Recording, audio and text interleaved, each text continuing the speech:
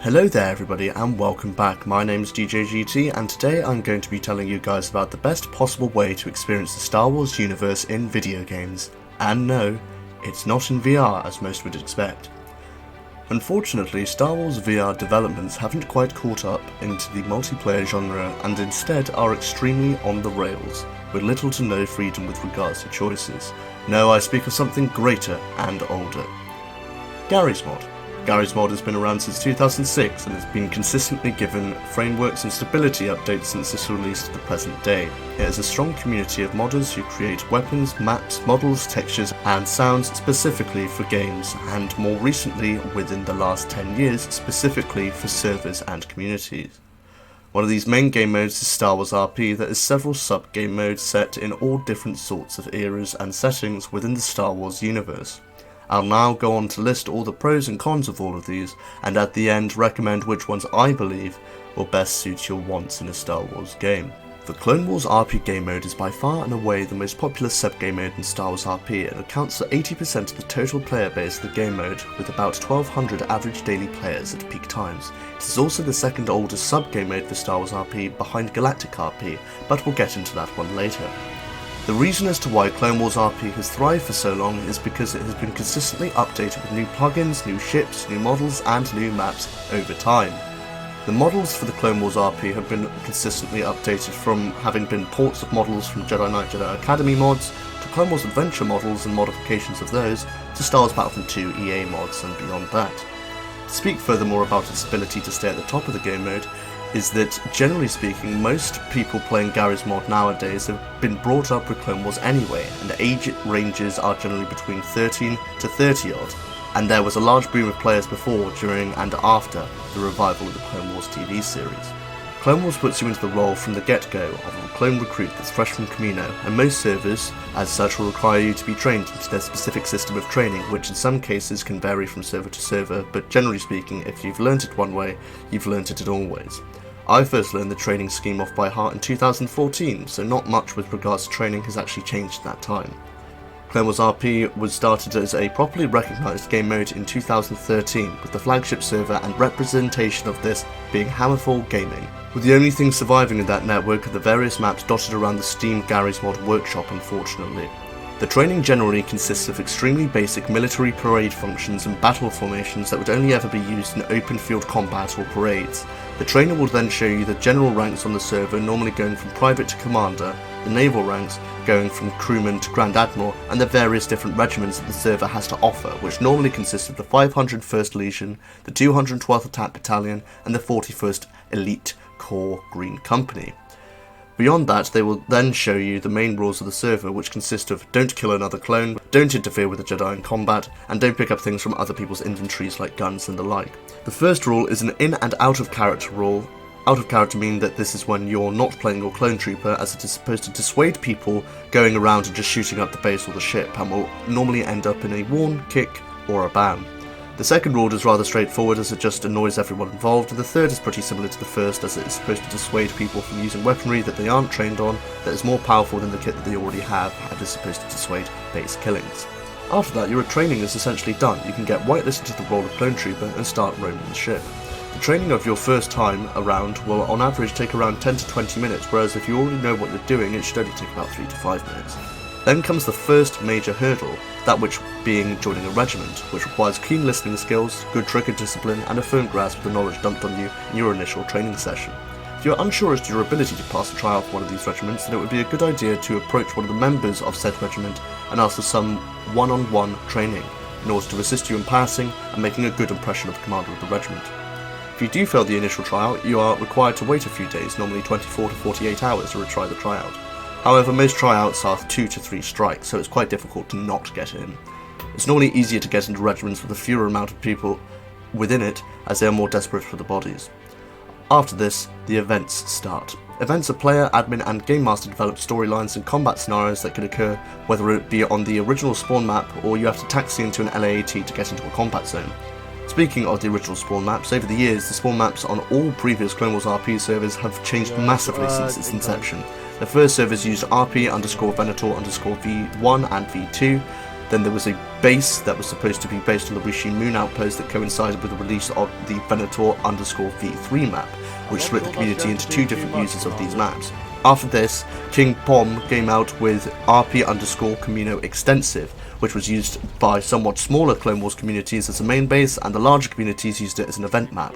Then the last major map that was released was RP_Anaxis, which the vast majority of servers use with some slight modifications. Anyone not using this map generally have custom-made or lower quality maps. But okay, let's backtrack. Events are split into 3 main categories: planetary, base and passive. A planetary event will normally begin with a briefing either on the base or on the planet that you are going to, and will outline the mission objectives with all of the regiments being given their each individual objectives of the mission, and will normally take anywhere between 30 to 50 minutes if it is a correctly streamlined event, then resulting in a debriefing back at base upon completion of the mission, resulting in both demotions and promotions, both of which are based on both skills shown on the mission and activities within the regiment.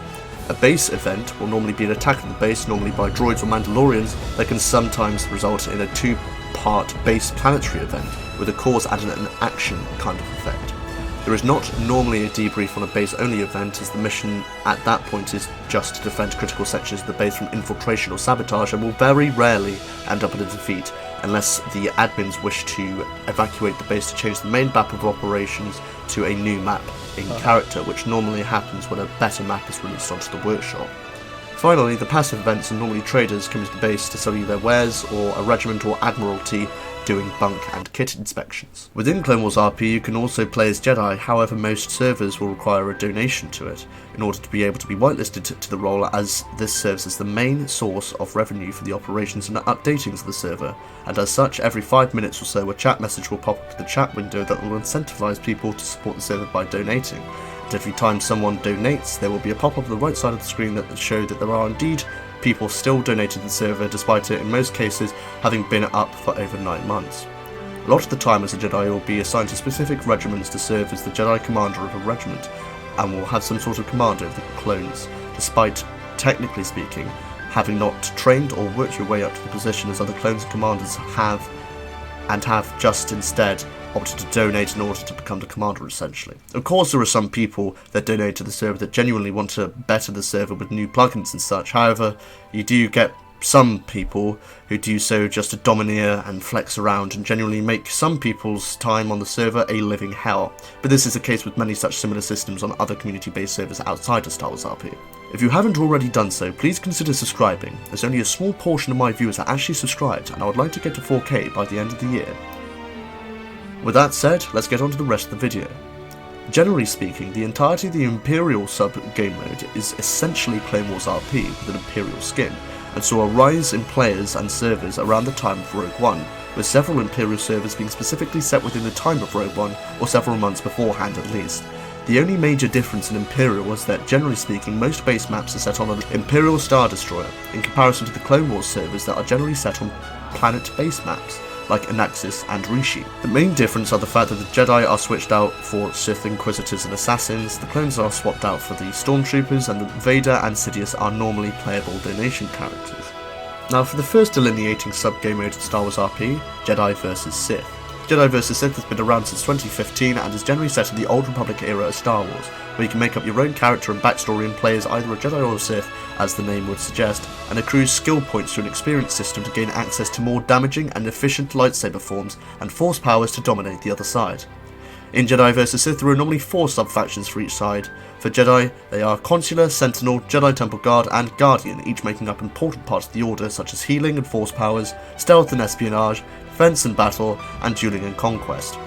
For the Sith they have similar and skewed versions of the Jedi classes, that which being Sorcerers, Inquisitors, Royal Guards and Warriors, all filling out similar tasks to the Jedi sub-factions, but in a more brutal way. Most Jedi vs Sith servers, or JVS as I will now refer to them, have several different planets in one map, and the modern ones have teleportation systems between each planet which have unique materials, enemies and world bosses to farm, to make your build as powerful and deadly as possible against those who would wish your character harm.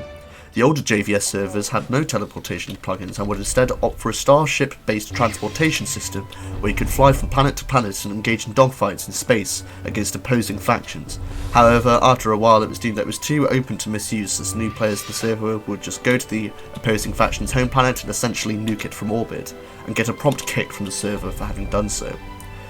I used to play on a JVS server called Genesis, and a general day on that server would be to go to the planet Mustafar to farm some enemies for XP and loot boxes for better attachments to my lightsaber, go sell all of the junk attachments and then buy up a bunch of high level gear on the auction house for cheap, and then sell them back onto the exchange for a profit.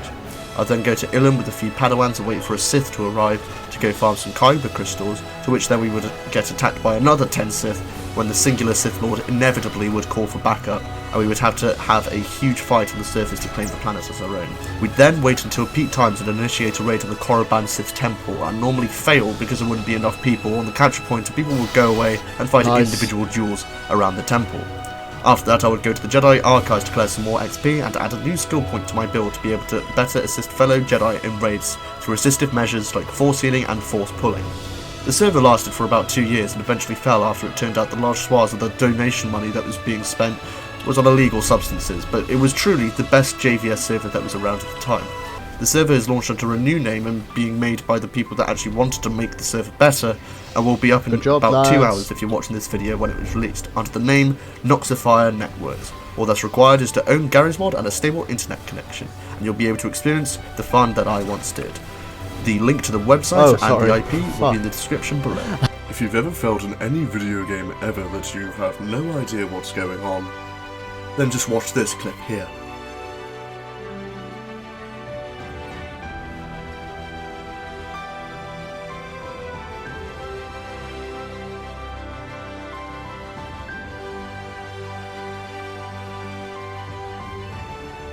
Now we move on to the near extinct and extinct categories of Star Wars RP, starting out with Star Wars The Old Republic RP, which nowadays is only available in Germany, unfortunately. I must admit that I have only played the game mode for a handful of hours back in 2017, and the understanding that I got from that game mode is that it had a similar training system to Clone Wars Imperial and military RP servers, and it was a consistent ongoing battle between the forces of the Republic and Sith armies in an urban and war-torn environment with the intent to gain as much land and command posts as possible so that the team that owns the command post can resupply and accrue currency for better weaponry.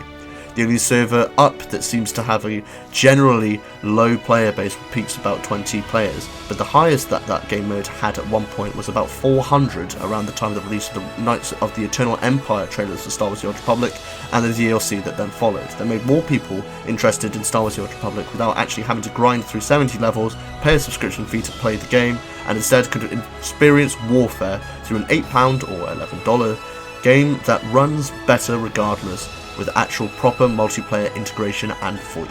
On to the first and longest extinct subgame mode, First Order RP. First Order RP was originally set up just after the release of The Force Awakens in December of 2015 and saw a small scattering of servers around the time, and followed the same type of game mode as Clone Wars RP, Imperial RP and Military RP servers, which had just brought everything into the sequel era, with the Resistance being the main enemies as the main faction that you would play on these servers was the First Order, normally being based on Kylo Ren's First Order Star Destroyer, the Finalizer, and generally speaking most events were ship-based as there weren't any First Order maps for some reason that had been developed, as there weren't very many locations in the movies that you could actually have a planetary operation, unfortunately, for the game mode. Saw a peak player base of around 300 players and waned up until the release of The Last Jedi, which is generally acknowledged to be the nuke that broke the camel's back with regards to that game mode, with even Multiverse Gaming closing down their server soon after the release of the film. The last known First Order server closed in early 2018 due to a lack of players and funding. The last sub-game mode is Galactic RP, which was a free roam quest and adventure style game mode that was set during the Galactic Civil War era, and you would generally play as pirates, civilians, gangsters, bounty hunters, stormtroopers, rebels, or even Jedi in exile. It was a very unique game mode in the fact that there was no training or whitelisting requirements in order to play the game mode, and is closer related to the Garry's mod Dark RP game mode instead of the typical Star Wars RP training format, as every time you joined a server it could potentially be a completely different experience, with so many different jobs and roles and quests to go through and experience. I played on a server that was owned by my good friend Chief Mufasa back in 2016 or 2017 that had a core player base of about 15 people. You could just bully people as a bounty hunter or as gangsters if they came close to Jabba's palace.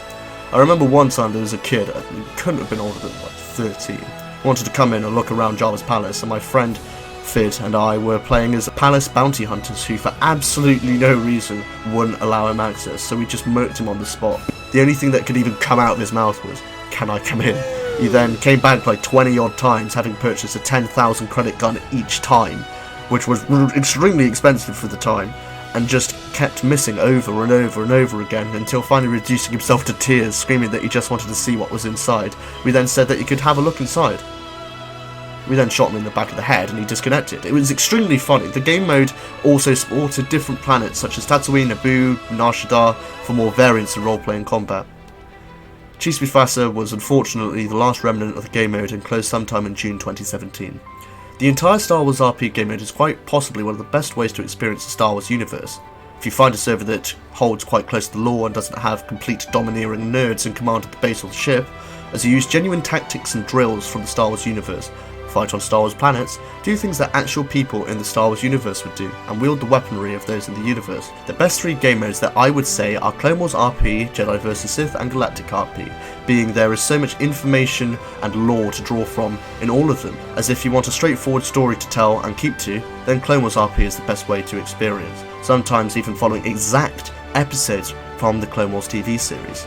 If you want more freedom to explore the Star Wars galaxy and to do what you want to do in it, then JVS and Galactic RP are ultimately your first ports of call, as JVS, although being an incredibly streamlined game mode, it is forcing you to play only a Jedi or a Sith, or in some cases a bounty hunter, some of the time, which ultimately is limited freedom to do what you want. However, it is extremely enjoyable with the right group of friends and a nurturing community. Galactic RP is very much the most free and unpredictable Star Wars experience that you can ever have, because it's such an entry-level game mode that people who don't even particularly like or have watched Star Wars can enjoy and join due to the crossover between Dark and Galactic RPs,